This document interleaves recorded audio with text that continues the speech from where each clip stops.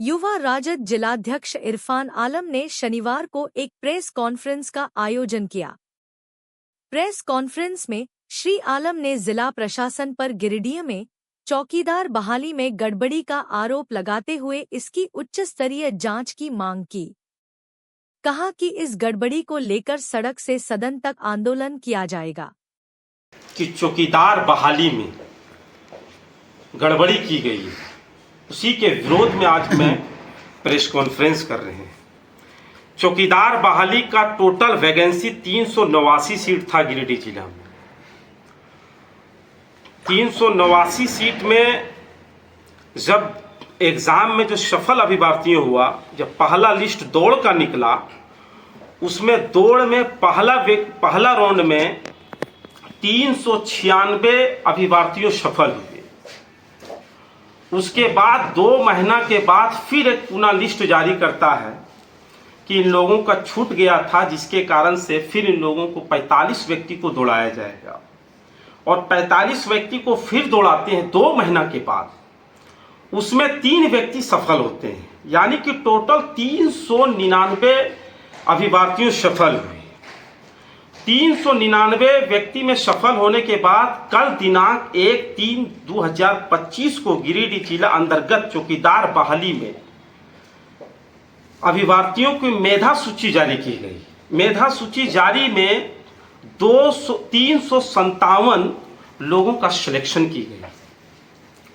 357 व्यक्ति का सिलेक्शन की गई और 32 सीट वेटिंग में रखा गया। अब हम विस्तार से आप लोग को बताना चाहेंगे। 28 सीट वेटिंग में रखा गया, 28 सीट वेटिंग में रखा गया, जो कि वैकेंसी 389 सीट था। उसके बावजूद भी 28 सीट को वेटिंग में रखते हुए 32 सीट मेरा बच गया था। 389 में 357 सीट का ही बहाली हुआ। जब 32 सीट बचा, उसके बाद भी 28 सीट को वेटिंग में रख ली। अब यह स्पष्ट दर्शाते हैं महोदय, आप लोग को बताना चाहेंगे कि कुल संख्या अभ्यर्थियों जो दौड़ में सफल हुए थे वो 399 था।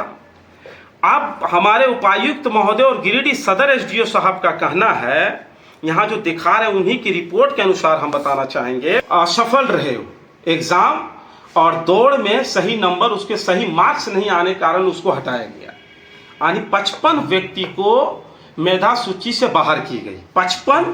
28 को वेटिंग में रखा गया और 357 व्यक्ति को सिलेक्शन की गई। यानी कि टोटल जो सीट होती है 440 और दौड़ में सफल कितना हुआ है 399। अब 41 स्टूडेंट कहां से आया, ये तो बहुत बड़ी सवाल होती है। 41 स्टूडेंट ये ना दौड़ा है, ना इसका कोई लिस्ट जारी हुई है, तो 41 अभ्यर्थियों कहां से आया है। जो आप यहां जो दिखा रहे हैं 440 स्टूडेंट को जो दिखा रहे हैं, 55 लिस्ट आप दिखा रहे हैं कि इसको मेधा सूची से बाहर हो गया, 28 सीट दिखा रहे हैं कि वेटिंग में है।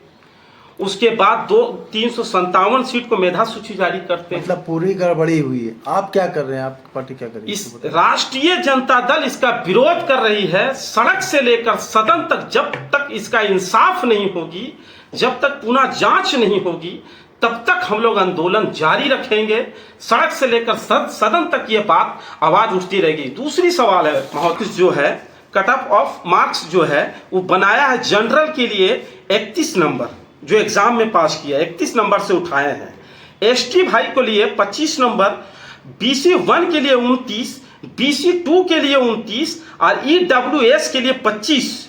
जो कि सच्चाई है, बीसी 1 के लिए 29 अभ्यर्थी 29 नंबर मार्क्स जो उठाया है, उसमें 21 बच्चा को लिया गया है।